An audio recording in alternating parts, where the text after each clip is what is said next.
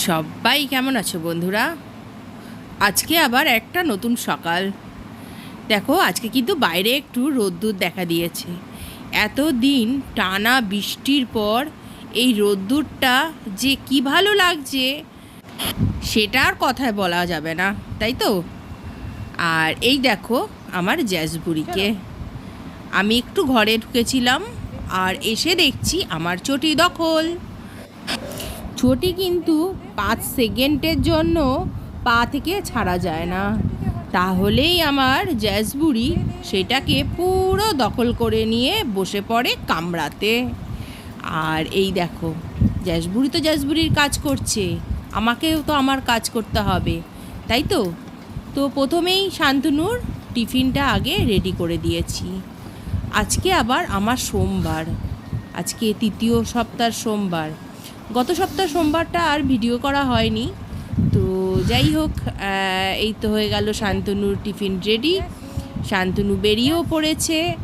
আর এই দেখো তার বাবাকে বাই বাই করতে সে চলে এসছে। তার বাবা আর মা প্রত্যেক দিন যখন শান্তনু অফিসে বেরোয় তখন এখান থেকে বাই বাই করে। আর সেটা কিন্তু আমার ছেলের ক্ষেত্রেও হয়। আমার ছেলেও যখন পড়তে যায় তখনও কিন্তু আমরা দুজন এখানে দাঁড়িয়ে ওদেরকে বাই বাই করি। এটা আমাদের দুজনেই ফলো করি, মা আর মেয়ে। তো শান্তনুর অফিসের জন্য রওনা হয়ে গেল। আর সুন্দর রোদ্দুর উঠেছে, রাস্তাঘাট একদম শুকনো হয়ে গেছে। তো চলো, আজকে একটু কিছু জামা কাপড় গোছানোর ছিল, মানে এগুলো রেগুলার বেসিকে জামা কাপড়। কালকে বিকেলে জামা কাপড়গুলো তুলে এনেছি কিন্তু আর গোছানো হয়নি, তাই ভাবলাম হাতে একটু সময় আছে গুছিয়েই ফেলি। আর এই দিকে দেখো হঠাৎ দেখি আবার ঝমঝমিয়ে বৃষ্টি নেমেছে প্রচণ্ড জোরে। দেখো কি অবস্থা, এই হলো বর্ষাকাল, কখনো রৌদ্র কখনো বৃষ্টি। আর মানে দেখতে দেখতে প্রচণ্ড জোরে বৃষ্টি নেমে গেছে। ওইদিকে তো বৃষ্টি পড়ুক, আর কি করা যাবে।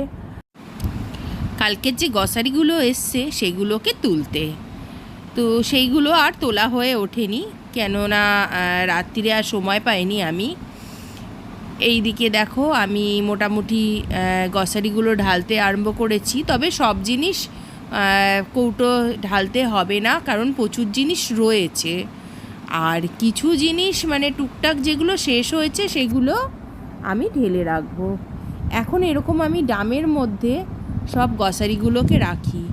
কি করব বলো, সেরকম আমার জায়গা নেই যেখানে আমি গ্রসারিগুলোকে রাখতে পারি। তবে এখন যে রান্নাঘরটা আমি নতুন করে করছি, সেই রান্নাঘরটায় আমি আলাদা করে গ্রসারি রাখার নতুন করে একটা জায়গা করছি। এরকম আমার 3খানা বড় বড় ড্রাম আছে যেখানে গ্রসারি রাখা হয়, প্লাস দুটোর মতন জাস্ট কৌটোর মতন রয়েছে, সেখানেও আবার কিছু গ্রসারি রাখা হয়। তো যাই হোক, কিছু তো করার নেই বলো, সে যখন হবে তখন ওখানে রাখা যাবে। তবে আগের থেকে এবার ডিসাইড করে নিয়েছি যে গ্রসারি রাখবার আলাদা একটা জায়গা করতেই হবে। কি মুশকিল হয় বলো তো, যখন কোনো কিছু দরকার হয় না তখন হয়তো সব জিনিস টেনে বার করতে হয়, নালে সেইটা আর খুঁজে পাওয়া যায় না। এই যে একটার ওপর একটা, এটা ভীষণ প্রবলেম হয়ে যায়। কোনো জিনিস খুঁজে পাওয়া সত্যি কথা খুব প্রবলেম হয়ে যায়। তখন আবার সব কটা জিনিসকে ওপর থেকে খালি করো, তারপরে আবার সব কটাকে ভরো। তো এর জন্য আগের থেকেই প্ল্যান করে রেখেছি, আর আমি সেরকম জায়গাও বানিয়ে রেখেছি যেখানে আমি এইগুলোকে রাখবো। তো যতদিন না ওই দিকটা কাজ হচ্ছে ততদিন তো এইভাবেই চলতে হবে, তাই না? যাই হোক, আমরা কিন্তু বেশিরভাগ গ্রসারি অনলাইনে আনি, কারণ অনলাইনের না দেখেছি গ্রসারিগুলো খুব ভালো আর ফ্রেশ, আর দামও খুব রিজনেবল। দামও যে আহামরি খুব বেশি নেয় তাও আমি কিন্তু বলবো না, প্রত্যেকটা জিনিসই কিন্তু ভীষণ ফ্রেশ। এই দেখো শুকনো লঙ্কাগুলো দেখো ভীষণ বড় বড়, আর প্রত্যেকটা একদম ফ্রেশ। তো তার জন্য আমরা বেশিরভাগই অনলাইনেই আনি। এটা অ্যাকচুয়ালি কোভিডের থেকে অভ্যাসটা হয়েছে। কোভিডের সময় এত অনলাইন মার্কেটিং করা হয়েছে যে সেই অভ্যাসটা আর যাচ্ছে না, সেই অভ্যাসটা রয়েই গেছে। হ্যাঁ, তবে কাছে পিঠের দোকান থেকে বলো, শপিং মল থেকে বলো, টুকটাক আনা হয়, সেটা তো লাগেই। তবে আমি বলবো যতটুকু মানে বেশিরভাগটাই আমার সব এই অনলাইন। আর এই সোয়াবিনটার এত টেস্ট অনলাইনের, কি আর বলবো তোমাদের, মানে বিভৎস টেস্ট এটা। তো যাই হোক, এইদিকে তো গ্রসারি আমার সব রাখা হয়ে গেল। এইবারে সোজা ওপরে চলে এলাম। ওপরে ঠাকুরের সব বাসন মেজে একদম ঘরটর মুছে ফেলেছি। আর একটু বৃষ্টিটা কমেছে জানো তো। তারপরে দেখছি আমার গাছে প্রচুর নীলকণ্ঠ ফুটেছে। তো যাই, নীলকণ্ঠগুলোকে তুলে নিচ্ছি তাড়াতাড়ি করে, কারণ হচ্ছে আজকে সোমবার, মন্দিরেও দিতে পারবো, ঘরেরও শিব ঠাকুরকে দিতে পারবো। তার জন্য তাড়াতাড়ি করে আগে, কেন বলো তো, আবার যদি বৃষ্টি নেমে যায়, ওর জন্য তাড়াতাড়ি করে নীলকণ্ঠগুলো তুলে দিচ্ছি।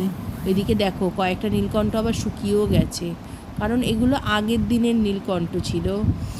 এত গাছটা বড় হয়ে গেছে, গাছের পাতায় এমনভাবে নীলকণ্ঠগুলো থাকে না, দেখতেই পারি না জানো তো।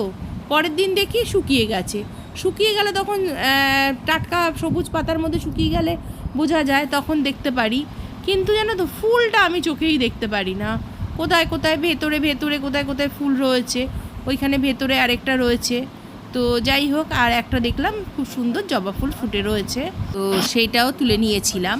নিয়ে ওগুলোকে রেখে আমি স্নান টান করে, দেখো ঠাকুরও পুজো দেওয়া হয়ে গেছে। আগে ঘরের ঠাকুরকে ভালো করে পুজো দিয়েছি, আর আমার এই যে শিবকেও বাড়িতে আমি আলাদাভাবে একবার পুজো দিয়ে নিই, তারপরে মন্দিরে যাই। একটা কথা আছে না, ঘরের ঠাকুর তুষ্ট না হলে চলে কি? তো আগে ঘর, তারপর বাইরে, তাই না? তো মন্দিরে যাওয়ার জন্য এই দেখো পুরো থালাটা আমি রেডি করে রেখেছি। যা যা নেওয়ার, ফুল, বেলপাতা, মিষ্টি, ফল, জল, যা যা দরকার, তো সব আমার রেডি করা। এইবারে চলো যাব এবার মন্দিরের আজকে তোমাদের দেখাবো আমার বাড়ির থেকে মন্দিরটা কতটুকুনি। তো বেরিয়ে পড়েছি, দেখতেই পাচ্ছ পেছনে আমার বাড়ি, ঠিক আছে। আর এই দেখো, এই যে রাস্তার এন্ড, এই রাস্তার এন্ডেই আমাদের মন্দির। তার মানে বুঝতে পারছো কইটুখানি, একদম সামনে।